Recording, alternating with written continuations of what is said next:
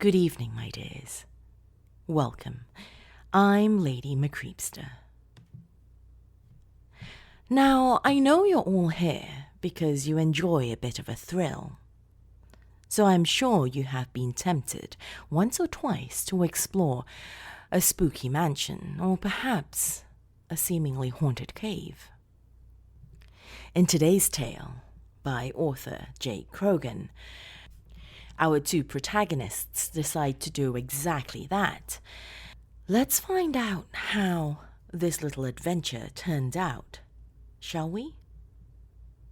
So come now, my dears. Lean in closer, and we'll begin.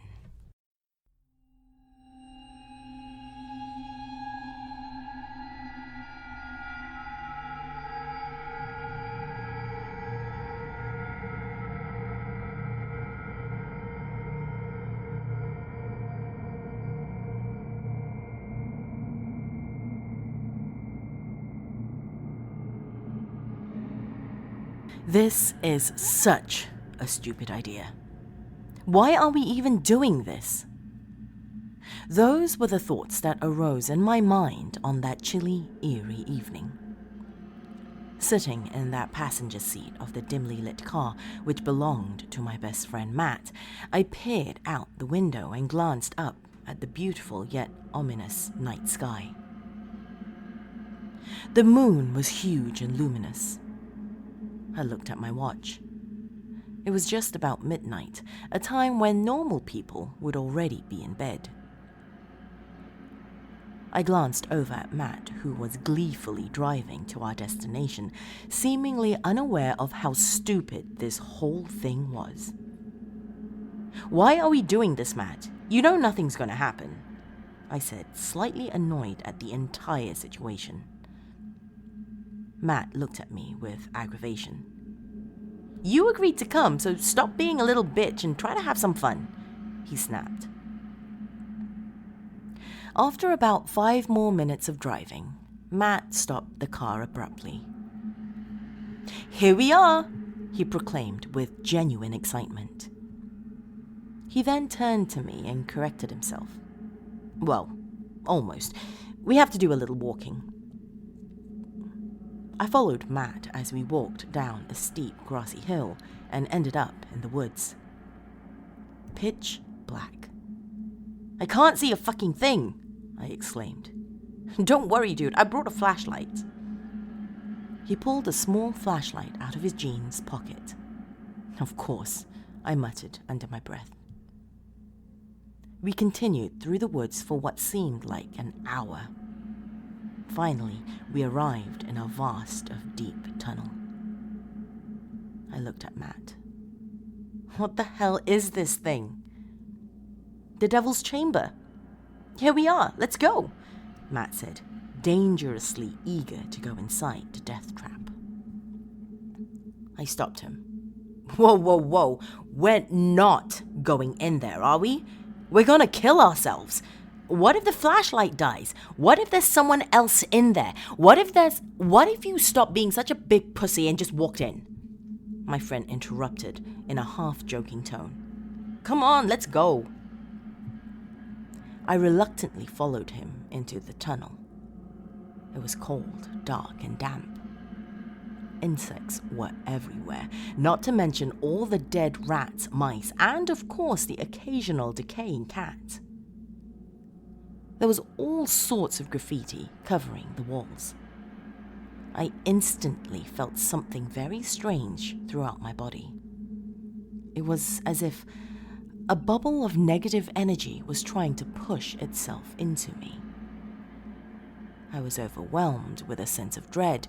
However, I remembered how damn excited Matt was to be here, so I kept my mouth shut and continued to follow behind him. As we reached the middle of the tunnel, Matt pulled out his camera and decided to take a few pictures. For the next couple of minutes, all I heard was the loud snap of Matt's camera, paired with a flash that nearly blinded me. Suddenly, I felt a small hand on my shoulder. I quickly turned around, but of course, nobody was behind me. I shrugged it off and kept walking. Maybe it was a bug, I thought, in an attempt to calm my nerves.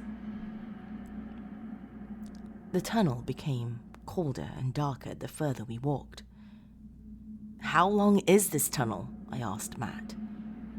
He turned to me and smirked. "Would you relax? We'll turn back in a minute." I noticed that he was beginning to feel a bit nervous. "You're right, though. We have been walking for a while. Let's turn around." We began to walk back to the entrance. I couldn't wait to get out. As we were walking, I abruptly heard something that sounded like a young girl's laughter. Then I felt it again. The hand on my shoulder. The same childlike hand. This time, it was more assertive, like something was really trying to get my attention. Again, I tried to tell myself that it was probably just a bug or something. I just wanted to get the hell out of this place. Finally, after what seemed like hours, we reached the entrance and quickly walked outside. We hurried through the woods and up the hill, glancing over our shoulders every so often to make sure nothing was following us. At last, we arrived at Matt's car. I wasted no time opening the passenger door and hopping in. Matt then got inside after me and started the car. He pulled his camera out of his backpack. "All right, let's see what we got," he said with a radiant grin.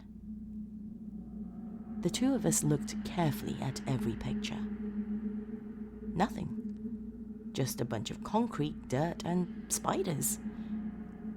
Then we came across a picture of me standing in front of Matt. We both looked closely and gasped. There was a small, childlike hand gently resting on my shoulder.